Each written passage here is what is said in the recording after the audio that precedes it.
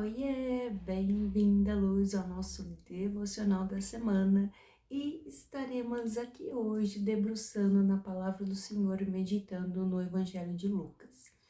Ontem eu estava lendo, a leitura bíblica que a gente está fazendo dentro da comunidade e ontem a gente leu Lucas 10 e um trecho ali me chamou muita atenção. Aí eu meditei um pouquinho ali, fui atrás para entender melhor, né? E eu quero trazer essa reflexão para você hoje.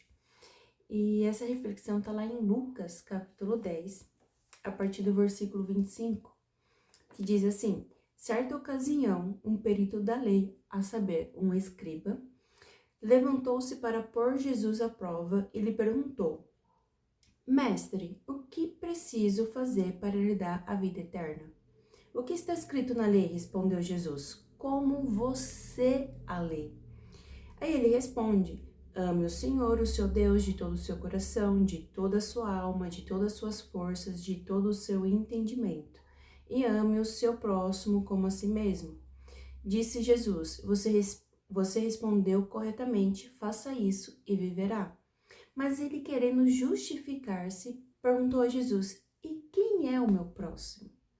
Aí Jesus entra contando a história do bom samaritano. Chamou mais atenção ontem, lendo aqui, foi o versículo 27, 4 palavras, que faz a gente parar para pensar, elas são muito cruciais, são muito importantes. A primeira é coração, depois alma, depois força, depois entendimento. Eu olhei assim, tá, deixa eu olhar, vamos olhar aqui a palavra no original. Aí eu fui lá, peguei o dicionário grego, eu fui lá e pesquisei. Coração, cardia, alma, psique, força é ishui, entendimento é dianoia. E quando a gente pega essas palavras do original, que é o grego, e traduz ela, a gente tem o coração. O coração é a vida interior, são as nossas emoções. Da alma, o significado é personalidade, consciência.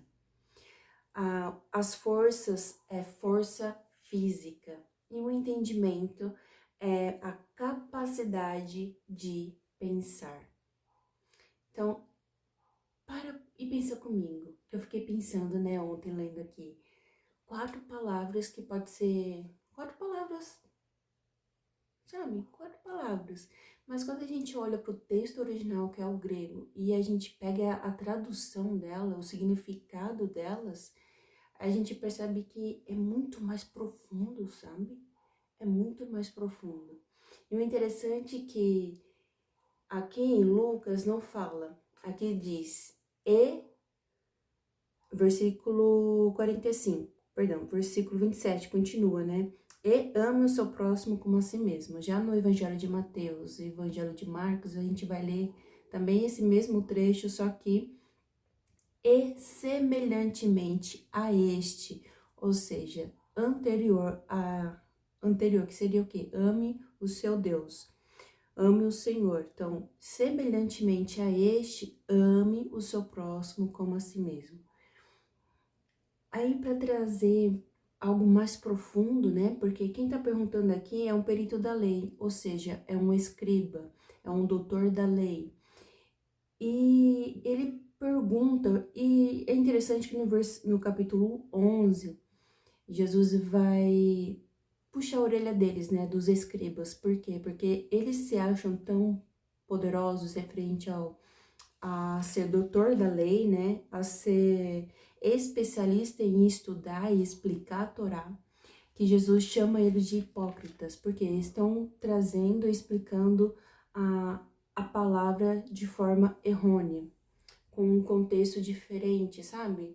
Muito esquecível. Acontece hoje em dia, mas tudo bem. Mas aqui a gente percebe, voltando ao assunto, a gente percebe que esse perito da lei quis perguntar ao Senhor, quis questionar, colocar o Senhor à prova. E ali ele pergunta, mas tá, é verdade, este é o grande mandamento, amar o Senhor e amar o próximo.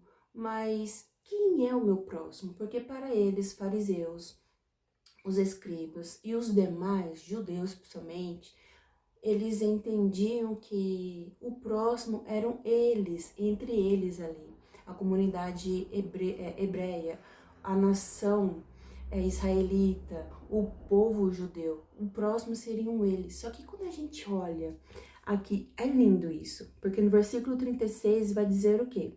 Qual destes três? Três quem? Porque Jesus contou a história do bom samaritano. Então, estava que descendo um homem de Jerusalém para Jericó.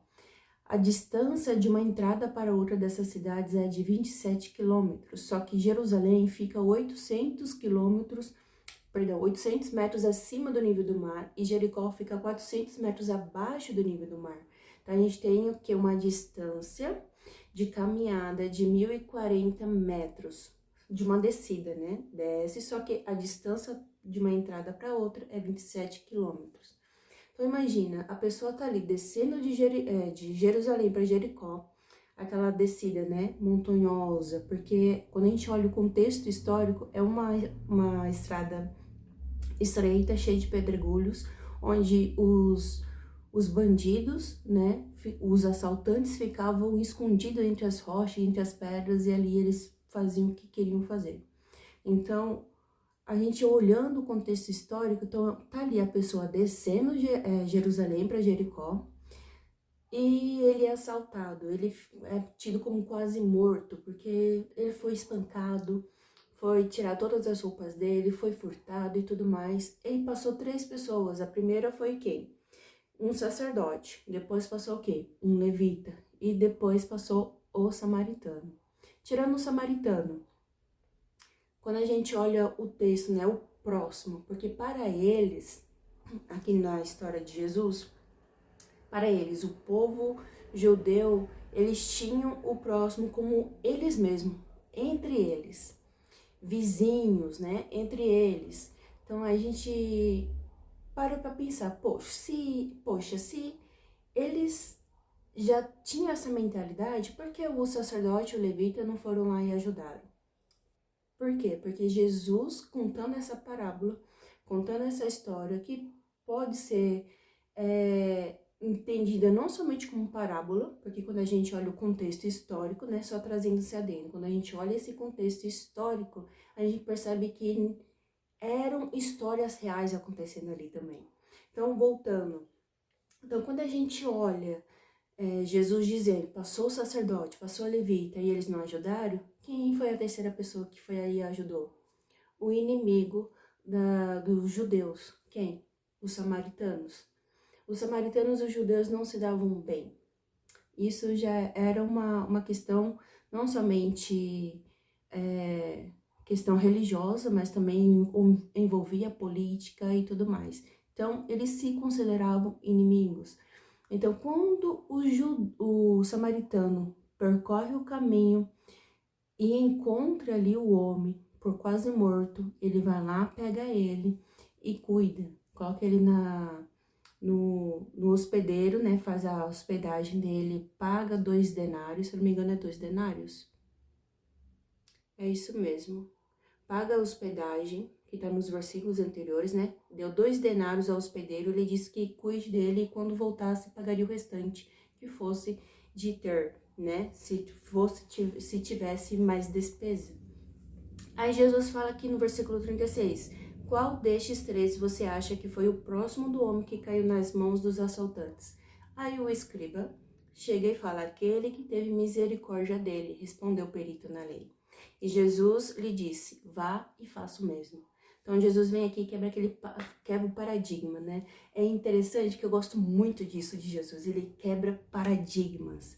Ele vem e traz luz.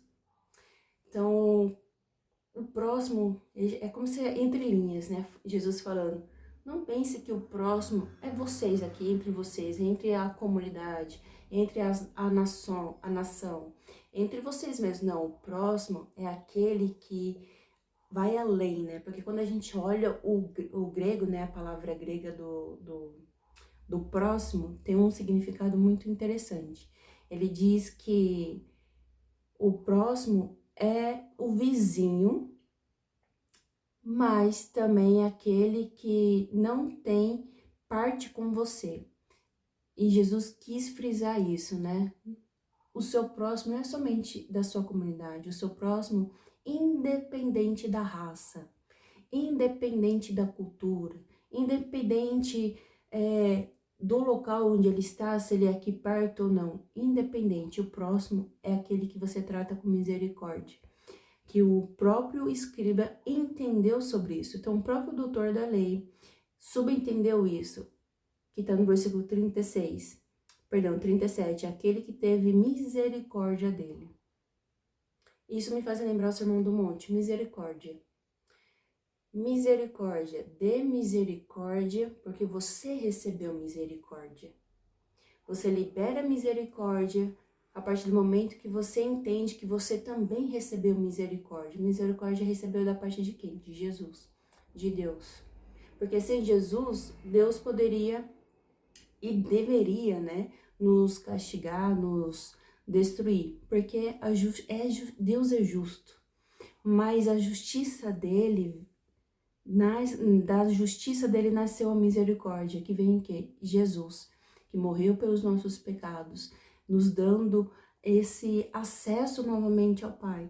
Então, quando a gente percebe, versículo 37, aquele que teve misericórdia dele, a gente tem que entender também que a gente precisa ter misericórdia com o próximo, independente da raça, independente da cor, independente da classe social, independente se é daqui da nossa cidade, se é do nosso bairro, se é literalmente o nosso vizinho, se é de outro estado, de outro país, de outro continente, independente. Ele é o nosso próximo, porque Deus nos fez misericórdia. Deus nos deu a misericórdia através de Jesus. Por conta disso, a gente tem que transbordar essa misericórdia também com o próximo. E é interessante, voltando, né, a questão semelhantemente a este. Então, coloca no... quando eu tava meditando nessa passagem, imagina assim, ó, uma balança, né? Os dois maiores mandamentos, o Senhor e o próximo. Semelhantemente a este.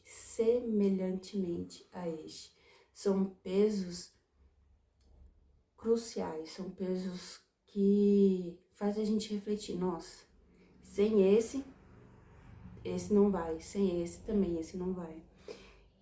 E eu fico pensando, será que a nossa vida está equilibrada? Será que o nosso momento, a busca com o Senhor está equilibrado? Porque não adianta só buscar o Senhor se não tiver semelhantemente a este o próximo. E vice-versa. No versículo 25, o que preciso fazer para herdar a vida eterna? Então, olha o peso. Não somente amar o Senhor, mas também amar o seu próximo. Será que a gente está tendo esse equilíbrio? Está equilibrado? Ou será que está assim? Ou será que está assim? Está equilibrado? Porque esse equilíbrio que vai fazer a gente herdar a vida eterna. E eu fiquei meditando nisso, né? E é por conta disso que eu vim aqui contar contigo, compartilhar contigo isso. Nós estamos vivendo uma vida equilibrada? Estamos buscando o Senhor de todo o nosso coração? Porque o coração, como eu expliquei, é vida interior, emoções.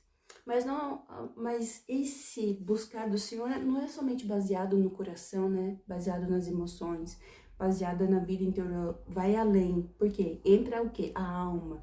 Como eu expliquei, a tradução, o significado, né, da alma, psique do grego, é personalidade, consciência. A gente tá tendo consciência ou a gente só tá indo no automático buscar Deus? A gente tá indo de forma com personalidade, com consciência. E o nosso corpo, que é o templo do Espírito Santo, será que a gente tá indo buscar o Senhor com um corpo, com força física, né? Será que a gente está cuidando do corpo, o templo do Espírito Santo? Será que a gente está adorando o Senhor? Porque adorar, louvar, principalmente louvor. A palavra louvor a gente encontra na Bíblia traduções que vem do original, né? Seja hebraico, seja grego ou aramaico. Para você ter uma ideia, Só a gente levantar a mão é uma expressão, um significado de louvor. Então, levantar as mãos tem a ver com o corpo. Como que a gente está levantando as mãos? Sabe? E a questão também do entendimento, que é a capacidade de pensar, isso me faz refletir Romanos 12, um culto racional. A gente está buscando o Senhor dessa forma? Tá tendo essas 4 palavras? Pode ser 4 palavras. As pessoas podem pensar, nossa, é só 24 palavras. Palavras? Não. Quando a gente olha pro original, que é do grego, e o significado delas é mais profundo, é mais enraizado, sabe? E quando a gente para pensar que é semelhantemente a este, ame o seu próximo como a si mesmo. Então, o próximo não é somente aquela coisa superficial, é mais profunda também. E isso envolve o que no versículo 25? O que preciso fazer para herdar a vida eterna? Então, essa é a reflexão que eu fiquei pensando, quis aqui compartilhar contigo. E eu espero que você possa ter isso em mente, né? Colocar em mente, praticar. Não somente colocar em mente, guardar no coração, mas praticar durante a semana esse devocional. Então, neste momento, eu oro para que o Espírito Santo envolva você de uma tal forma que você possa não somente colocar essas palavras gravadas na sua mente, gravadas no seu coração, mas colocar em prática. Senhor, buscar o Senhor com todo entendimento, com toda a minha força, com todo o meu coração, com todo a, a minha alma. Senhor, também semelhantemente amar o próximo como a mim mesmo. É nessa oração, Senhor, é essa oração que eu oro. Em nome de Jesus. Amém. Então, minha querida Luz, esse foi o devocional da semana. Eu espero que você goste e eu te encontro no próximo devocional, na segunda-feira. Beijo!